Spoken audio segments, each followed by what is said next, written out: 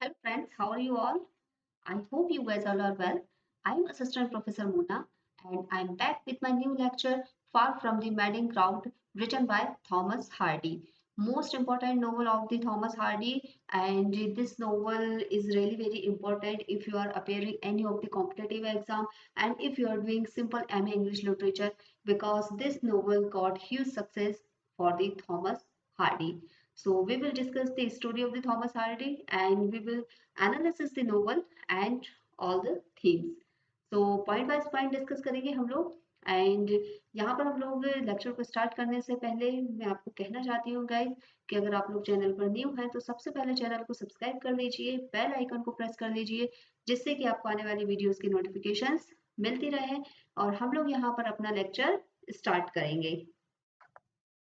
Okay so as you can see on screen guys, यहाँ पर हम लोग फर्स्ट ऑफ ऑल इसका शॉर्ट इंट्रोडक्शन देने वाले हैं। सो शॉर्ट इंट्रोडक्शन की अगर हम बात करें गाइस तो सबसे पहले अगर हम इसके टाइटल की बात करते हैं, far from the madding crowd, ये टाइटल जो है ये कहाँ से लिया गया है? तो ये जो टाइटल है ना, ये थॉमस हार्डी ने बोरो किया है। हमारा जो रिटर्न है एक एलिजी है थॉमस ग्रे की, एलिजी रिटर्न इन कंट्री चर्चयार्ड। यहाँ से इन्होंने क्या किया है, इस टाइटल को जो है बोरो किया है। तो मोस्ट इंपॉर्टेंट क्वेश्चन है, written in elegy written in country churchyard, ये 1851 में रिटन है, थॉमस ग्रे ने लिखी है। तो यही से एक इंपॉर्टेंट क्वेश्चन बन जाता है। दूसरा ये जो टाइटल है ये कहाँ से बोरो किया है, ये एक इंपॉर्टेंट क्वेश्चन बन सकता है। एक बार एक क्वेश्चन और देखा गया था एग्जाम में कि गैब्रियल ऑक जो है वो कौन से नोवेल का कैरेक्टर है? तो गैब्रियल ऑक जो है हमारा far from the madding crowd का कैरेक्टर है, लीड कैरेक्टर है।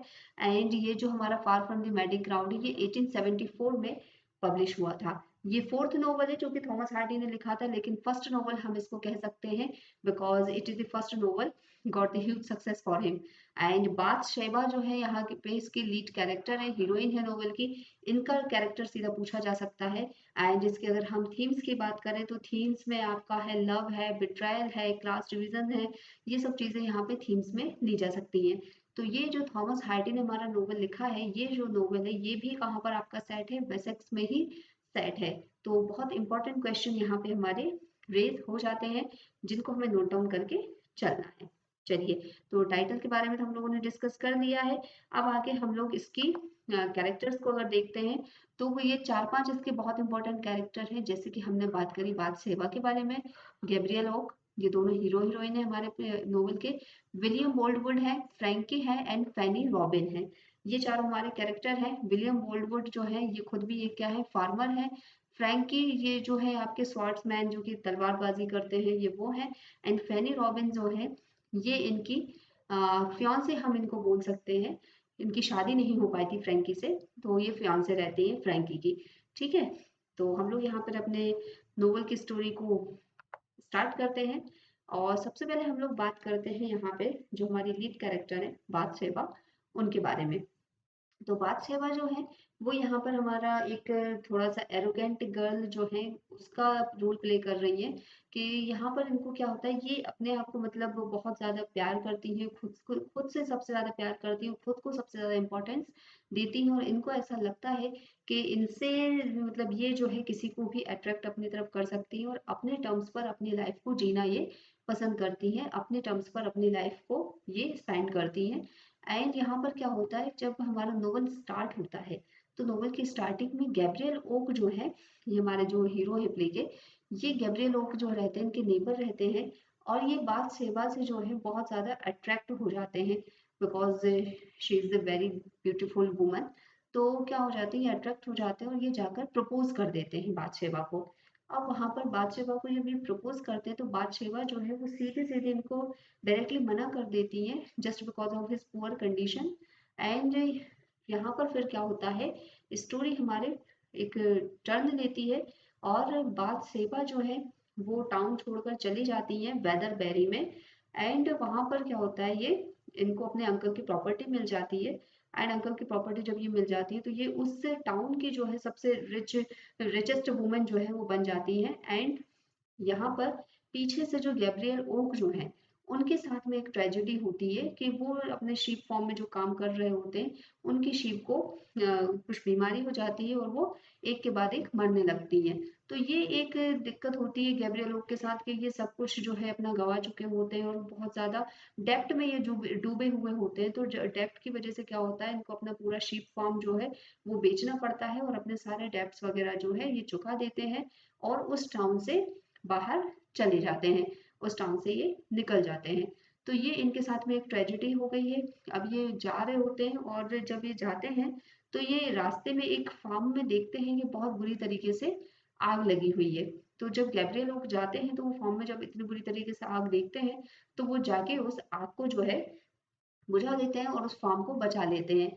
लेकिन जब वो फार्म बचता है तो वहां पे उसकी जो ऑनर होती हैं वो आती हैं और वो ऑनर और कोई नहीं होती, बाथशेबा होती हैं, जो कि हमारे गैब्रियल ओक जो हमारे हीरो हैं उनको रिजेक्ट कर चुकी थी एक टाइम पर। तो वो वहां पर फिर गैब्रियल ओक पूछते हैं उनसे कि ऐसा मतलब क्या हो गया कि वो सडनली इतना रिच कैसे हो गई। तो वो बताती हैं कि उनके अंकल की भी प्रॉपर्टी उनको मिली है और इस वजह से वो इस टाउन की रिचेस्ट वुमन जो है अब हो गई हैं। और गैब्रियल ओक की इतनी बुरी कंडीशन देखकर वो क्या करती हैं, उनको अपना एम्प्लॉय रख लेती हैं। तो यहाँ पर ये कि गैब्रियल ओक जो है वो फिर से बादशाह की लाइफ में एंट्री कर चुके हैं। तो ये एक चीज होती है यहाँ पर। दूसरी चीज यहाँ पर अब ये होती है कि Gabriel Oak just employ as employ वहां पर काम कर रहे हैं। एंड यहाँ पर अब क्या होता है, बादशाह जो है एक और कैरेक्टर की एंट्री होती है हमारे, हम विलियम गोल्डवुड की बात कर रहे हैं, ठीक है। तो विलियम गोल्डवुड की क्या होती है, वापस एंट्री होती है और ये खुद क्या है, 40 ईयर ओल्ड क्या है, ये फार्मर है। अब बादशेबा को क्या लगता है, बादशेबा इनके साथ में एक ट्रिक करती हैं। ये जस्ट लेटर में लिख देती हैं मैरी मी, और विलियम गोल्डवुड को ये क्या करती है, ये लेटर पास ऑन कर देती हैं। अब विलियम गोल्डवुड जो है वो 40 ईयर्स ओल्ड फार्मर है, उनकी अभी तक शादी नहीं हुई है। और इस लेटर को जो वो ट्रिक करती हैं बादशेबा, उसको वे क्या समझ लेते हैं कि ये मैरिज प्रपोजल है और वो बादशेबा को मैरिज के लिए प्रपोज कर देते हैं। बट बादशेबा जो है वो वहां पर मैरिज के लिए रेडी नहीं होती हैं और बादशेबा जो है उनको डायरेक्टली मना कर देती है कि वो उनसे शादी नहीं कर पाएंगी। ऑन दी अदर हैंड यहाँ पर क्या होता है, हमारे फ्रैंकी जो रहते हैं उनकी भी एंट्री होती है कुछ समय बाद में, जो स्वॉर्ड्समैन है जो तलवारबाजी कर रहे हैं उनकी तरफ बादशेबा अट्रैक्ट हो जाती है और कुछ टाइम बाद बादशेबा जो है वो हमारे फ्रैंकी स्टोरीज जो रहते हैं उनसे शादी कर लेती है। पर यहाँ पर एक देखने वाली बात यह है कि फ्रैंकी टॉरी जो है वो एग्जैक्टली बादशेबा से ट्रूली लव नहीं करते हैं। बिकॉज जब बादशेबा और फ्रैंकी एक बार एक मार्केट से गुजर रहे होते हैं तब वहां पर उनको एक पुअर वुमन दिखाई देती है जो कि प्रेग्नेंट भी होती है, वो उनको वहां पर दिखाई देती है। तो बादशेबा जो है उस वुमन को नहीं पहचान पाती है, बट फ्रैंकी टॉरी जो है वो उस वुमन को बहुत अच्छे से पहचान जाते हैं।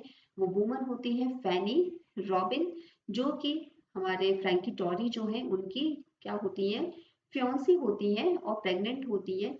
और यहाँ पर उनकी स्टोरी क्या है फैनी रॉबिन की, कि फैनी रॉबिन और जब फ्रैंकी टॉरी शादी करने वाले थे एक बार चर्च में, तो गलती से फैनी रॉबिन किसी दूसरे चर्च में चली जाती हैं और फ्रैंकी टॉरी को यहाँ पर लगता है कि उनके साथ में क्या हो गया, धोखा हो गया है।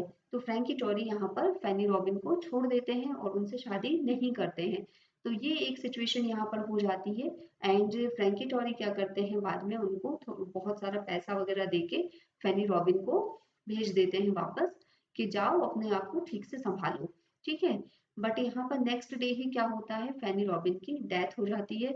और फैनी रॉबिन की डेथ होने के बाद में जो फ्रैंकी जो है वो बहुत ज्यादा मौन फील करते हैं, उनके लिए बहुत ज्यादा उनको दुख होता है और वो क्या करते हैं, एक उनके लिए ग्रेव खुदवाते हैं फैनी रॉबिन के लिए और उस पर एक मार्बल का स्टोन लगवाते हैं।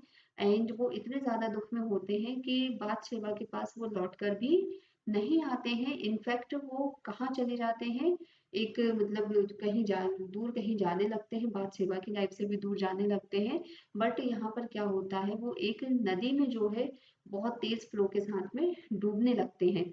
तो फ्रैंकी टॉरी को लेकिन यहाँ पर बचा लिया जाता है, उनको रेस्क्यू कर लिया जाता है।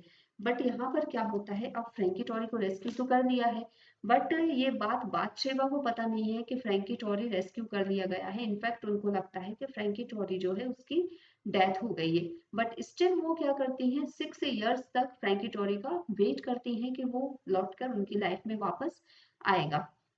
बट इसी ड्यूरेशन में क्या होता है, विलियम बोल्डवुड जो है वो बहुत ज्यादा मतलब उनको फोर्स कर रहे हैं कि उनसे शादी कर लें। और बादशेवा 6 इयर्स लेटर मान जाती है विलियम बोल्डवुड से शादी करने के लिए, और वो दोनों शादी करने के लिए रेडी हो जाते हैं। बट यहाँ पर अब क्या होता है, अगेन फ्रैंकी टोरी की एंट्री हो जाती है। एंड फ्रैंकी टोरी की जब एंट्री हो जाती है तो फ्रैंकी टोरी जो है वो बादशेवा को जस्ट क्या करते हैं, वो एक तरीके से उनको पुल करने लगते हैं कि आप उसका मतलब शादी मत करो विलियम वुडवर्ड से, और अपने साथ खींच कर ले जाने लगते हैं। ये बातें बादशेवा को बिल्कुल अच्छी नहीं लगती हैं।